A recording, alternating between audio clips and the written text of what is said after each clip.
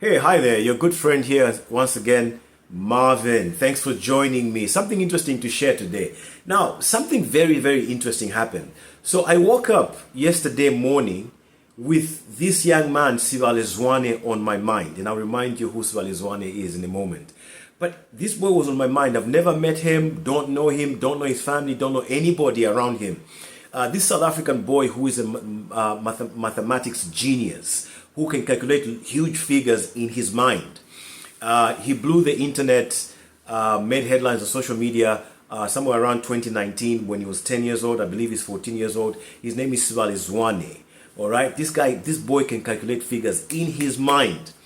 And for some reason, I don't know this boy. I just saw the headlines on social media, and I was like really, really impressed. I'm like, this is awesome. And I didn't have any concerns whatsoever. But after months, yesterday morning, I'm waking up, and this boy is on my mind. And usually when things like that happen, I know it's a moment to pray for this person. And that's what I do. And I just was troubled. Why is this boy on my mind? And lo and behold, I switch on the TV, and the first thing I see is this headline that this woman in South Africa has sued the now richest man in Africa. We'll talk about the rich status in a moment if we get a chance. But yeah, that aside. So, and I see this headline, and the headline was Johann Rupert. All right? I see this headline, Johann Rupert is sued for stealing ideas. And I'm like, wow. Because when I was thinking about this boy, what came to my mind was the fact that these people, our friends, could get close to this boy and become angels in his life and start to observe him. And I was just, somehow, something was telling me they could steal this boy's ideas in future. That's what was at the back of my mind. But I couldn't make up how would they do that. You know what I'm saying? First of all, this boy is young. They don't live with him. It's not like he's in the marketplace or like he works for them. But how could they do that? And that's what I was asking myself. I know there's certain things that just come to your conscience and your mind, or things are placed in your heart. God places things in your heart and you're thinking, but you can't really make it out. It's not really making sense. But the message is heavy. The message is clear. And what was at the back of my mind was they could one day steal this boy's idea. That's what was. Now, I'm not claiming God told me, and I'm not claiming this message is from God, or that the message is divine or anything. But this is what my conscience was telling me. And I was trying to figure out how would they. It's like I was arguing with myself, like it's not possible that I would steal his ideas. But at the end of the day, it was bothering me. Not that I was worried about the boy's life or anything. I was just worried about what could happen to this boy's future as a result of what our friends are known for doing, stealing ideas. Then I see this headline about this woman, Chiwanza, suing the now richest man in Africa, actually, who has taken over Aliko Dangote's status as Africa's richest. Now, obviously, I'm proud of the fact that Aliko Dangote has earned his wealth clean. Not by taking people's land, not by stealing people's ideas, not by doing anything crooked or wicked or shedding blood, nothing. But we are told this is the man now who inherited wealth by stolen land in South Africa. We all know the story of apartheid. Even if it's not stealing land, but just the idea of apartheid, oppressing people is enough, is bad enough for a CV. But that aside, like I said. So, this story is now trending in South Africa. It's been reported by one of the outlets, is African Diaspora News, who are doing a tremendous job in bringing to us stories that mainstream media doesn't want to tackle. We know mainstream media is often controlled by governments or the elite who don't want certain information to go out into the public domain. But media outlets such as these, African Diaspora News, and many others that are coming up, are doing a tremendous job in giving us the information that we are denied out of injustice. All right. So this story has caught my attention, and I really I'm rooting for this woman. I hope that she makes it. From what I understand now, is that she has financial issues or challenges because of the legal costs of going against such a giant such as Johann Rupert. And we all know that. And this is one of the unfortunate things about injustice that we all need to be concerned about. We don't know why justice has been made to be one of the most expensive commodities, that it's inaccessible by so many people. All right? That even those that can afford it, at some point, legal systems are run in such a way that you run out of finances. All of those things are things that we need to kind of look at and have a conversation about, like why are these things structured this way? All right. But back to this story of Chiwanza. Just in case there's some of you who think, you know, we are being outlandish or just making accusations against our friends, there's actually another example in South Africa of a young man by the name of Nkosinathi who died mysteriously. And then his business idea is now in the hands of a white person who runs a company under that same idea.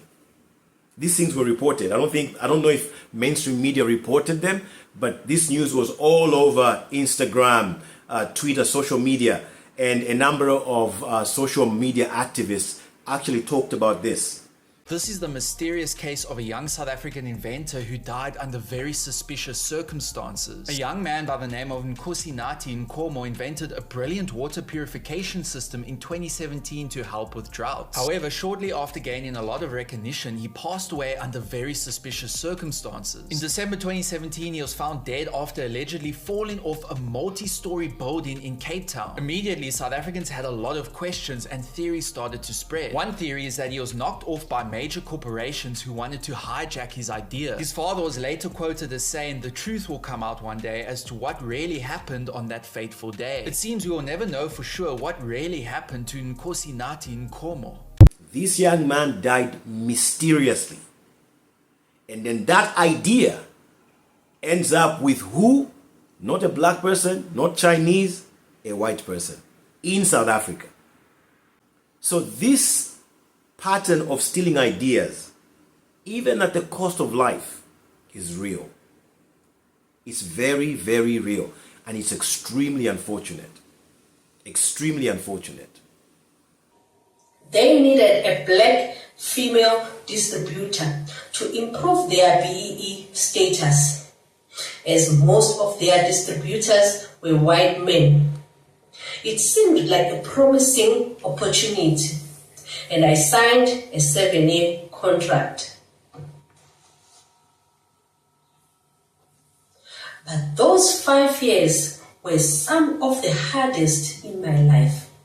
I built my customer base from ground up, fighting against the odds and the racial discrimination I faced daily.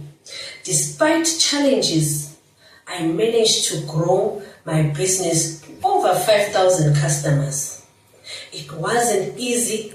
I hired employees, bought vehicles, made sacrifices for this business, hoping all the hard work would pay off. Then things took a turn for the worse. Last year, Air Products bought out a large white-owned distributor, Unique Welding and Alloys.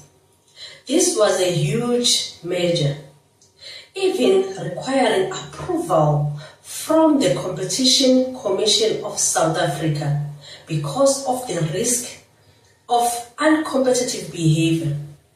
After the acquisition, the discrimination became unbearable. I felt forced to put my company up for sale to Air Product.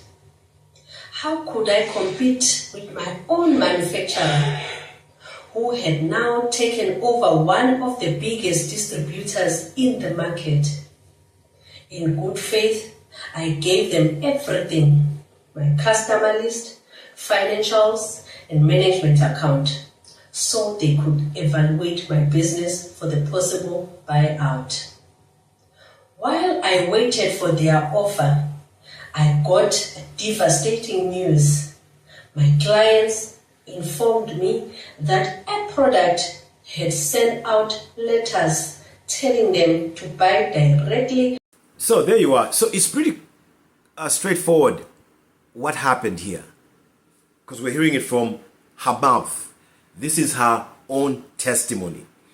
And this is something that these people do very, very often, especially in Africa. They come with all this big reputation of being big major corporations, so nobody can really avoid them or shun them, because obviously everybody wants to be associated with success. So when they come up, they come with these contracts and offer for help and things like that. You really don't have an idea what they're up to. But in many cases that we've seen in the past, they're really up to the ideas of the person. That's why they rush into communities ahead of the government of those countries or communities.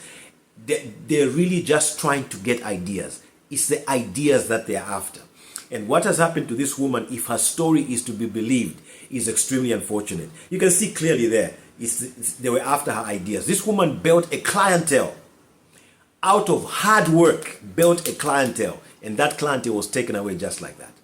Using power. And again, power gained from injustice. And this injustice cannot keep going on like this. At some point it has to stop. Now obviously, it's not, I guess maybe it's not within the means of human ability to stop it. But I know at some point this is going to stop. See, these guys, when they're doing all this injustice, they never stop to think that they've opened up a bank account of injustice against themselves. And that bank account is just waiting to fill up with injustice. And then God says, all right, now let me sort you out. Whoever ever thought that King Nebuchadnezzar would end up in the wilderness eating grass? Who? Nobody. Whoever thought that Pharaoh would drown in the sea? Who? Nobody. So everybody has their time. Either to be rewarded for justice or rewarded for injustice. Everybody has their day. But at the end of the day, we have to play our part. We have to speak out against these injustices. We have to fish them out and expose them. And I am convinced that we are seeing a lot of these stories about how our friends, the things that they keep doing to humanity, how they've amassed wealth for themselves through injustice, bloodshed, murders, all kinds of wicked things. These things are being exposed for a reason. And part of the reason is that those who know how to raise their voices to the heavens and pray can do their part. Because the time has come. The time has come for these things to come to an end. And this is very interesting because I've been speaking to a number of people from South Africa who have raised the issue of the fact that people talk about the problems in South Africa, like especially the problems that affect black people with regards to unemployment and whatnot. But they don't talk about the people who run the economy of South Africa. And it's interesting that this name now has now started trending. It's like the name now is being really exposed. All eyes are now on these three names that run the economy of South Africa. And so there's more yet to come out. We are learning a lot more of how these guys have come to be in this position. So, but at the end of the day, this case is about Zandile Chiwanza, and we really have to wish her the best. As far as I know, she's appealing to lawyers to take up her case pro bono because she's running out of cash. So, you know, I wish I could do something personally because I feel for her. And I know she's not the only one who has gone through this kind of injustice. She's at the hands of our friends. She's not the only one. These guys, this is what they've done. I've said this before in a number of videos. This is what these guys do best. So this is unfortunate, but yeah, let me know what you think, and you know, give us more information if you have. But this is the unfortunate situation that we found ourselves in. Again, I find it interesting that this, for me, I came across it when I was worrying about this young boy who is a math genius, who needs to be protected by her family, South Africans. He's an investment to South Africa, and we shouldn't let what has happened to Zandile and many other women or men happened to this boy. For me, I just felt like this is why I was feeling this on my spirit. Had a good one. I'll see you on the next one. Bye-bye.